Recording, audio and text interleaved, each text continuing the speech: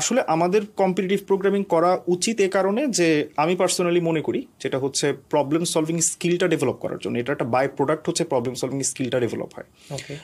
Not necessarily আমি মনে করি যে প্রত্যেক কম্পিউটার সায়েন্স স্টুডেন্টের একদম রিজিড কম্পিটিটিভ প্রোগ্রামিং প্র্যাকটিস, যেটা লাইক আমার রেগুলার সিএফ করতে হবে, আমার সিএফ মিনস কোড ফোর্সেস, যাদের রেফারেন্সে ইস্যু অ্যাকচুয়ালি।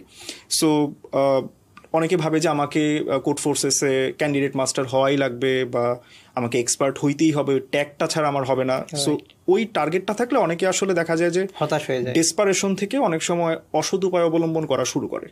সো অ্যাকচুয়ালি আপনি যদি রিসেন্ট আইসিবিসির হিস্ট্রিগুলো দেখেন, মানে এখনকার যে ঘটনা, সো ডেসপারেশনটা অনেক সময় লার্নিংয়ের যে ক্ষুধাটা ওইটা নষ্ট করে ম্যাক্সিমাম টাইমে। সো আমি বলবো যে প্রবলেম সলভিং স্কিলটা ডেভেলপ করার জন্য মেইন টার্গেট হয়, ট্যাগটা যেন মেইন টার্গেট না হয় যে আমাকে এক্সপার্টই হওয়া লাগবে বা ক্যান্ডিডেট মাস্টারই হওয়া লাগবে বা আমাকে 1000-2000 প্রবলেম সলভ